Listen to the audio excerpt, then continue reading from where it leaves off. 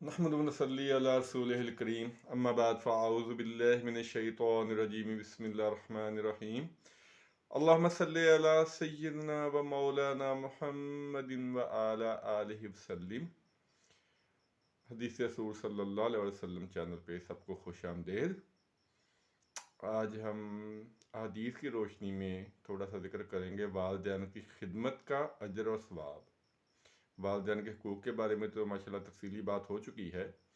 तो आज हम देखें कि अगर कोई वालिदैन की खिदमत करता है तो अल्लाह ताला उसको क्या अजर व सवाब देते हैं। पहले अर्ज़ कर चुका हूँ, वालिदैन के बारे में बात करना नामुमकिन है। उनका दर्जा, उनका मकाम वो बयान से बाहर है, लेकिन सादत हासिल करने के लिए, बस नसीहत हासिल करने के लिए हम इसे बयान कर रहे हैं। तो आज जो पहली हदीस है, मिशकात अल-मसाबी, वो हदीस की किताब है, एक बहुत प्यारी किताब है। आप से दरख्वास्त है कि ख़रीद के इसे घर में रखें। इंसाइक्लोपीडिया या हदीस का बहुत ही मुफीद किताब है, उससे ये हदीस है। और रावी इसके हैं इब्ने अब्बास रज़ी अल्लाह ताला अन्हो। वो रवायत करते हैं कि नबी पाक सल्लल्लाहु अलैहि वसल्लम ने इरशाद फरमाया कि नेक बच्चा जब अपने वालिदैन को नज़र रहमत से देखता है, यानी मोहब्बत और शफ़क़त की नज़र से देखता है, तो अल्लाह ताला हर बार देखने के बदले में उसे मबरूर हज का सवाब देता है। तो साहबा ने अर्ज़ किया, या रसूलल्लाह सल्लल्लाहु अलैहि वसल्लम, अगर हर रोज़ वो 100 बार देखे? तो आपने फरमाया, हाँ, अल्लाह तुम्हारे तसव्वुर से भी बहुत बड़ा और सुबहान है और पाक है। अब मेरे ख्याल में तो ये एक हदीस ही काफ़ी है वालिदैन की अज़मत और शान को बयान करने के लिए, कि लोग लाखों रुपया खर्च करते हैं और बड़ी मुश्किल से हज करने जाते हैं। तो अल्लाह ताला फरमाते हैं कि अगर बच्चा अपनी माँ को या अपने वालिदैन को मोहब्बत की नज़र से, शफ़क़त की नज़र से सिर्फ़ देख ले, कोई खिदमत भी ना करे, कोई हाल चाल भी ना पूछे, सिर्फ़ देख ले, तो अल्लाह ताला उसको हज का सवाब दे देते हैं। अब इससे बड़ा वालिदैन का जो रुतबा है वो मेरे ख्याल में तो बयान से बाहर है। बहरहाल अल्लाह ताला हमें हिदायत नसीब फरमाए।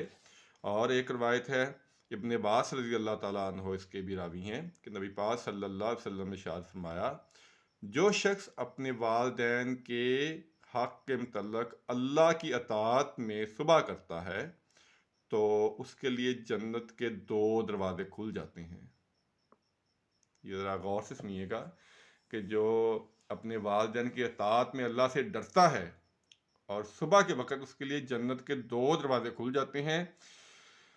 और अगर एक हो तो दरवाज़ा भी एक, जो शख्स अपने वालिदैन के हक़ के मुतल्लक़ अल्लाह की नाफरमानी में सुबह करता है तो उसके लिए जहन्नम के 2 दरवाज़े खुल जाते हैं। ज़रा तवज्जो से हदीस सुनिएगा कि वालिदैन का जो अगर खिदमत का अजर और सवाब है, तो उनकी नाफरमानी का जो गुनाह वो भी बहुत बड़ा है। तो एक साहबी ने अर्ज़ किया, या रसूलल्लाह सल्लल्लाहु अलैहि वसल्लम, अगर वालिदैन जुल्म करें? आपने फरमाया, अगरचे वो उस पर जुल्म करें, अगरचे वो उस पर जुल्म करें, अगरचे वो उसके जुल्म करें।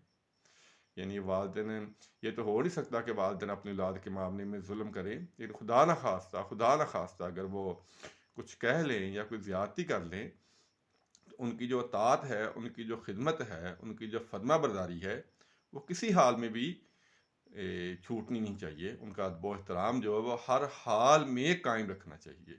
ये मैं नहीं कह रहा, मैं आपको साथ साथ बता रहा हूँ। ये मिशकात अल-मसाबी की हदीस आज बयान हो रही हैं, जिल्द नंबर 3 और पेज नंबर 99 है। 98 और 99 जिल्द नंबर 3। मैं फिर कह रहा हूँ, बहुत प्यारी किताब है हदीस की, 3 जिल्दों में आई है ये।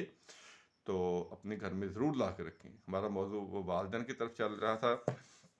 और एक और हदीस है अबू उमामा रज़ी अल्लाह ताला अन्हो से, कि नबी पाक सल्लल्लाहु अलैहि वसल्लम ने इरशाद फरमाया, किसी आदमी ने पूछा था कि अल्लाह के रसूल, वालिदैन का अपनी औलाद पर क्या हक है? तो आप सल्लल्लाहु अलैहि वसल्लम ने इरशाद फरमाया कि दोनों तुम्हारी जन्नत का सबब हैं या तुम्हारे जहन्नम का सबब हैं। अब इससे बड़ी वईद तो मेरे ख्याल में कोई और हो नहीं सकती कि वालिदैन की जो अताअत है, जो खिदमत है, वो जन्नत में जाने का सबब बन सकती है इंसान के, बल्कि बनेगी इंशाअल्लाह ताला। और उनकी जो नाफरमा बरदारी है, वो चाहे जितने मर्ज़ी को नेक अमाल करता रहे, वो जहन्नम में जाने का बायस बनेगी। اور ایک یہ بہت پیاری مجھے روایت لگی ہے، سب سے پیاری روایت مجھے یہ لگی ہے، انس رضی اللہ تعالیٰ عنہ سے یہ روایت ہے کہ نبی پاک صلی اللہ علیہ وآلہ وسلم نے ارشاد فرمایا کہ ایک بندے کے والدین یا ان دونوں میں سے ایک فوت ہو جاتا ہے، توجہ سے سنیے گا، غور سے سنیے گا، کہ ایک بندے کے والدین یا ان میں سے کوئی ایک فوت ہو جاتا ہے جبکہ وہ ان دونوں کا نافرمان تھا، یعنی دنیا میں اپنے والدین کی اگر نافرمانی کرتا تھا بدقسمتی سے، تو ان کی موت کے بعد ان کے لیے دعا کرتا رہے، تو ان دونوں کے لیے اگر دعا مغفرت کرتا ہے تو ایسے شخص کو حسن سلوک کرنے والا لکھ دیا جاتا ہے۔ یعنی اگر خدا نہ خواستہ کوئی شخص اپنے والدین کا بے ادب تھا، نافرمان تھا، اور والدین فوت ہو جاتے ہیں، تو ان کے جانے کے بعد اگر ان کے لیے دعائے مغفرت کرتا ہے تو اس کی جو نافرمانی تھی وہ حسن سلوک میں لکھ دی جاتی ہے۔ اب اس سے بڑی سعادت کیا کہ خدا نہ خواستہ بدقسمتی سے اگر کوئی شخص والدین کے زندہ رہتے ہیں ان کا نافرمان رہا ہے، تو کم از کم ان کے مرنے کے بعد تو وہ اپنے لیے جنت خرید سکتا ہے۔ وہ کیا طریقہ ہے کہ ان کے لیے دعائے خیر کرے، ان کی مغفرت کی دعا کرے، یہ بہت ضروری ہے۔ اور ایک حدیث ہے ابن عمر رضی اللہ تعالیٰ عنہ سے، وہ روایت کرتے ہیں کہ نبی پاک صلی اللہ علیہ وآلہ وسلم سے ایک آدمی آپ کی خدمت میں حاضر ہوا اور کہا، اللہ کے رسول، میں نے ایک بہت بڑے گناہ کا ارتکاب کر لیا ہے، بہت بڑا گناہ مجھ سے ہو گیا ہے، کیا میرے لیے توبہ کی گنجائش ہے؟ تو آپ دیکھیں گے نبی پاک صلی اللہ علیہ وسلم کیا جواب دے رہے ہیں۔ آپ صلی اللہ علیہ وسلم نے ارشاد فرمایا، کیا تمہاری والدہ ہے؟ اس نے عرض کیا نہیں۔ آپ صلی اللہ علیہ وسلم نے ارشاد فرمایا، کیا تمہاری خالہ ہے؟ اس نے کہا جی ہاں۔ آپ نے فرمایا، اس کے ساتھ حسن سلوک کرو۔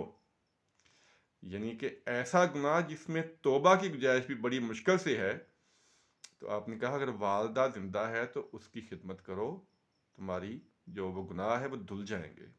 یہ ہے والدین کی خدمت کا اجر و ثواب۔ اور جو خالہ ہوتی ہے وہ بھی ماں کے درجے میں ہوتی ہے۔ یہ حدیث میں نے آپ کو سنا دی ہے، آپ نے فرمایا کہ اگر ماں زندہ نہیں ہے تو خالہ کے ساتھ اس نے سلوک کرو، وہ بھی ماں کے درجے میں ہے۔ والدین کی جو خدمت ہے اس کا اجر و ثواب بیان کرنا وہ بہت مشکل ہے۔ موسیٰ علیہ السلام کا ایک واقعہ یاد آ گیا کہ آپ نے اللہ سے درخواست کی کہ اللہ، جنت میں جو میرا ساتھی ہے مجھے اس سے دنیا میں ملا دے، میری ملاقات کروا دے۔ تو اللہ تعالیٰ نے کہا کہ ٹھیک ہے، فلاں بستی میں چلے جاؤ، وہ جو قصائی ہے وہاں رہنے والا، وہ تمہارا جنت کا ساتھی ہے۔ موسیٰ علیہ السلام بڑے حیران ہوئے کہ نبی ہوں میں اور میرا جو ساتھی ہے وہ قصائی ہے۔ تو آپ چل پڑے وہاں، دیکھا تو ایک عام قصائی، جیسے عام قصائی ہوتے ہیں، اس نے گوشت کی دکان ڈالی ہوئی ہے۔ تو جب وہ تو موسیٰ علیہ السلام کو نہیں جانتا تھا، جب اس نے گوشت فروخت کیا تو ایک ٹکڑا اس نے رکھا ہوا تھا، وہ لے کے گھر چل پڑا۔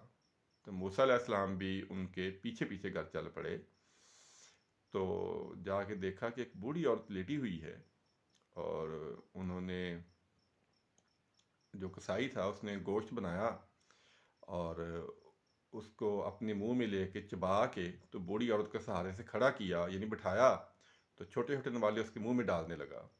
تو وہ بوڑھی عورت صحیح طرح بول تو نہیں سکتی تھی، وہ کچھ بڑبڑائی۔ تو موسیٰ علیہ السلام بھی ان کے ساتھ ساتھ تھے، انہوں نے کہا کہ یہ بوڑھی عورت کیا کہہ رہی ہے؟ وہ قصائی کہنے لگا، جی ماں جو ہوئی تو کہتی ہے کہ جو تو میری خدمت کر رہا ہے، جا، اللہ تجھے جنت میں موسیٰ کا ساتھی بنا دے گا۔ کہاں موسیٰ اور کہاں میں؟ تو موسیٰ علیہ السلام نے کہا کہ تیری ماں کی دعا نے تجھے وہ درجہ دے دیا ہے، میں ہی موسیٰ ہوں، اور جنت میں تو میرا ساتھی ہوگا۔ یہ ہے ماں باپ کی خدمت کا صلہ۔ اللہ تعالیٰ سے دعا کیا کرے اگر کسی کے والدین حیات ہیں تو ان کی خدمت کیا کرے۔ مشاہدے میں بہت بہت بڑے تجربات دیکھنے میں آئے ہیں، اللہ تعالیٰ معاف کرے، اللہ تعالیٰ ہمیں ہدایت دے کہ اولاد اپنے والدین کی بہت نافرمان ہو چکی ہے، خاص طور کے آج کل کے دور میں، لیکن یہ جہنم میں جانے کا باعث بنے گا۔ والدین کی دعا انسان کو وہاں تک لے جاتی ہے جہاں تک وہ سوچ بھی نہیں سکتا، اور ان کی نافرمانی وہ بھی انسان کو وہاں پہنچا دیتی ہے جہاں وہ سوچ بھی نہیں سکتا۔ تو اللہ تعالیٰ سے دعا ہے کہ اللہ تعالیٰ ہمیں والدین کا فرما بردار بنائیں۔ جن کے والدین زندہ ہے ان کی خدمت کریں، اگر وہ دنیا سے پردہ کر چکے ہیں تو ان کے لیے دعائے مغفرت ضرور کریں. وہ انتظار کرتی ہیں صبح اٹھ کے نماز پڑھے. نماز میں بہت پیاری دعا ہے ان کے لیے. رب اجعلنی مقیم الصلاۃ ومن ذریتی ربنا وتقبل دعا ربنا اغفر لی ولوالدی وللمؤمنین یوم یقوم الحساب. یہ بہت پیاری دعا ہے. اور اس کے علاوہ قرآن پاک پڑھ کے ان کو ثواب کریں، اس کا ان کے نام کے صدقے دیں. یہ والدین کے لیے حسن سلوک، خدا نہ خواستہ اگر ان کی زندگی میں کوئی نافرمانی ہو گئی تھی تو بعد کی جو دعا ہے وہ اس نافرمانی کو حسن سلوک میں بدل دے گی. تو اللہ تعالیٰ سے دعا ہے اللہ تعالیٰ مجھے بھی اور آپ سب کو والدین کا فرما بردار بنائیں. اور حدیث رسول صلی اللہ علیہ وسلم پہ میں بار بار کہہ چکا ہوں کہ حدیث کی کتب جو ہیں اس کا خدا را مطالعہ کریں، اس کو پڑھیں اور میرے لیے بھی دعا فرمائیں. اور نماز کی پابندی ہر حال میں کریں. نماز کی کسی حال میں معافی نہیں ہے. نماز کی پابندی ضرور کریں اور کوشش کریں کہ روز کم از کم ایک حدیث کا مطالعہ ضرور ہو. یہ بہت ضروری ہے. اللہ تعالیٰ شرف قبولیت عطا فرمائے. آمین ثم آمین. السلام علیکم ورحمۃ اللہ وبرکاتہ.